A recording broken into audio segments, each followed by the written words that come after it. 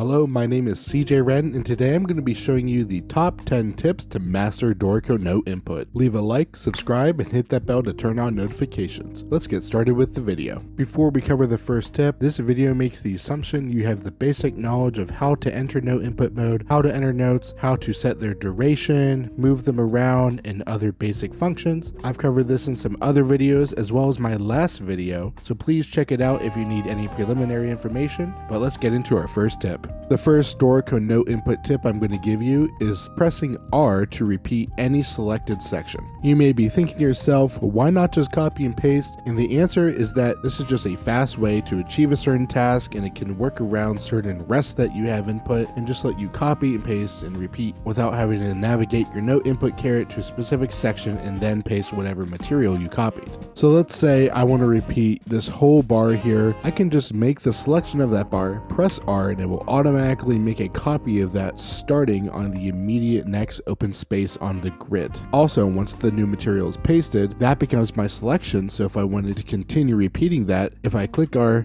it'll keep repeating that. One of the coolest things about the repeat feature is if we make a selection of something that includes rest and we click R, notice it doesn't have to be related to the bar lines and it doesn't have to fill a bar. It'll automatically take that selection and just continue repeating it as long as we're clicking R to the next available space on the grid. Now, in my opinion, the most useful way to use the repeat feature is with drum set parts. This has been just a godsend when I'm working with drum set parts because I can take a groove. If I need to repeat it for a couple bars, I don't have to copy paste. I don't have to Control C, Control V. Just make that selection, press R as long as you need it. And even if you plan to slash this off afterwards, putting the groove underneath your slashes will allow it to play back because it's actually underneath those slashes, and it was the most efficient way to continue that groove. So now if we click play from here, you'll continue to hear that groove even though there's slashes. The next tip we're going to cover is pressing F to flip. When I say flip, I know you immediately think about stems, but pressing F doesn't just flip stems, we can flip other elements too. Let's zoom in and check out the obvious first, which is selecting a note. Press F and it automatically flips that stem to be either up or down depending on where it was first. Being able to just press F is a massive time saver, and it's a feature that is expected because the alternative is right clicking whatever note you need to flip that stem of, navigating to stem in the menu, and then clicking force stem up. Or we have the simple option to just click F. The ability to flip is not limited to just stems, it also applies to any element such as text that has the ability to change the position from above to below. You can see that in the properties panel on the bottom toolbar. So instead of having to open the properties and changing it to below or above, simply have the text selected and click F. Try pressing F anytime you need to move the position of something from above to below the staff. It might just be what you're looking for and be the quickest way to achieve it. The next tip we'll cover is pressing Q to enable polyphonic or chord input mode. I personally like to call this monophonic versus polyphonic input mode because Shift Q is the key command that allows you to input chord symbols, so Q is what allows you to make chords out of notes, but more specifically, it allows you to have multiple notes occupying the same rhythmic spot at the same time in the same voice. That's why I call it polyphonic.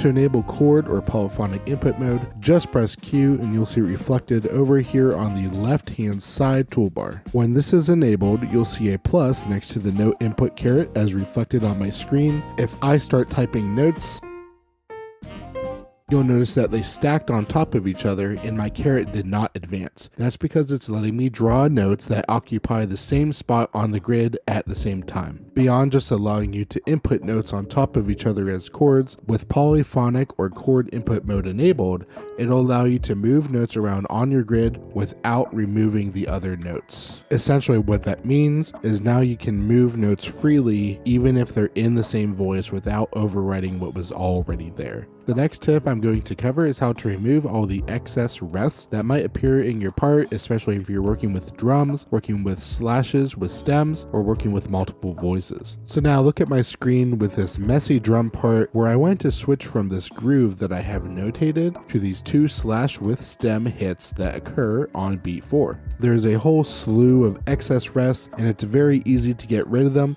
Simply select the ones you want removed, and then we're going to take our mouse, come up to edit and click remove rest. Just like that, our part is automatically cleaned up. Notice this is different from other softwares where you hide the rest. Instead, we're actually getting rid of them completely by stopping our voices in specific spots. This ultimately creates a slightly better editing experience since we're not working with all these ghost elements appearing in our score that we might accidentally interact with. Instead, there's a legitimate process for dealing with extra rests in Dorico. The next tip we'll cover is how to add voices, add slash with stem voices, and select between our available voices, all with the key commands while we're working with inputting notes. Simply when in note input mode, you can see the note input caret just has a regular old quarter note. This is indicating it's in the default upstem voice 1. If we want to add a voice, click Shift V. Notice the stem direction changed and there's a plus now. This means we will be inputting into a new voice. So now the real trick with voices in Dorico is the stem direction that is indicated with the note input caret is actually correlated to the default stem direction of that voice. Instead of having voices that are limited to just 4 layers that you set independently, Dorico has some defaults that just allow us some extra flexibility. In this case, they have voice 1, which can have an up and down stem, and you can have as many voices as you want, and you can toggle between them and add them as you need them, but they can only be added as you occupy those voices. All that is to say, compared to my experience with Sibelius, which has 4 layers, voices are just flexible. You don't have to be consciously thinking about them all the time and constantly hiding rests or hiding things you don't want to appear. Dorico handles that with the remove rest features, and voices are just flexible. You can use them as you need them. So now let me demonstrate. First, I'm going to put something into my upstem voice 1, which is the default one that appears for me. So now watch as I click Shift V to add another voice, in this case a downstem voice, and I will add a line that is downstem underneath this existing line. So now let's say you need to change something about a specific voice. We can just click V to navigate between our voices that we already have drawn as long as we're in note input mode. Let's say I need to change this note over here to a B flat for some reason. I make sure I have my downstem voice selected and I will just add a B flat instead of a G. If you needed to add another voice, all you have to do is click Shift V and you'll see a +2 add up, which means second voice, and we can rotate between having a downstem and an upstem. Again, with Dorico, you add voices as they're needed and you're not restricted by a certain amount of available voices or layers. Now let's say you have a whole bunch of voices going on at once and you need help identifying what notes belong to what voice. This is very simple. Come up to View on the toolbar at the top, then navigate to Note and Rest Colors and enable Voice Colors. This will highlight all the notes belonging to a certain voice with a specific color, which makes it easy to identify which they belong to. The last part about voices I'm going to cover in this tips video is how to add a slash with a stem voice to any instrument. While in note input mode, click Shift Alt V and you will see your note input caret change to a slash with a stem. Click any note name and it will automatically draw in format a slash with a stem. And once again, you can click V to cycle through your available voices that you've already been using on that staff.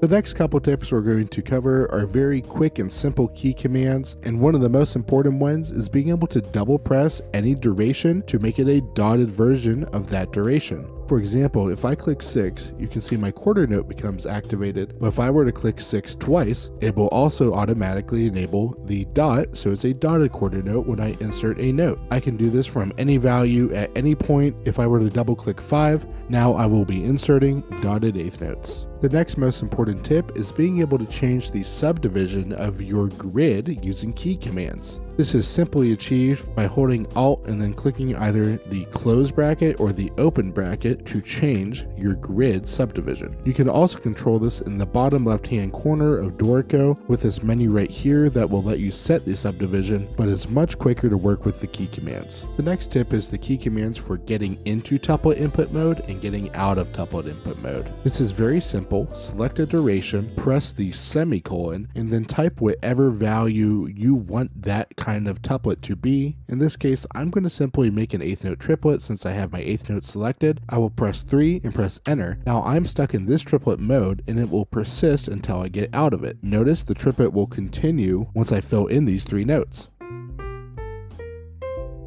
To get out of your tuplet input mode, click Shift and semicolon. Now I will simply be inserting whatever rhythmic duration I have set. The next tip we're going to cover is the key command for inputting a grace note. Specifically, there is a key command for an acciaccatura and an appoggiatura. To insert any grace note, we first need to be in note input mode, have your caret on the rhythmic value of the note you want to insert the grace notes before, and click slash to input a grace note. By default, an acciaccatura is selected. If you want to change that, we can click Alt slash to change it to an appoggiatura. You can change back again by clicking Alt and slash. Select whatever rhythmic value you want. I selected 16th notes, and if we input notes, it'll automatically draw those grace notes for us. The next tip is going to cover inputting notes in multiple staves at the same time, and these don't have to be the same notes. These can be splitting up multiple different notes you play on your MIDI keyboard at the same time across those staves. So with note input mode engaged, we will click Shift and click the down arrow to increase the length of our note input caret. Notice it's spanning these two staves, and now if I input something in harmony,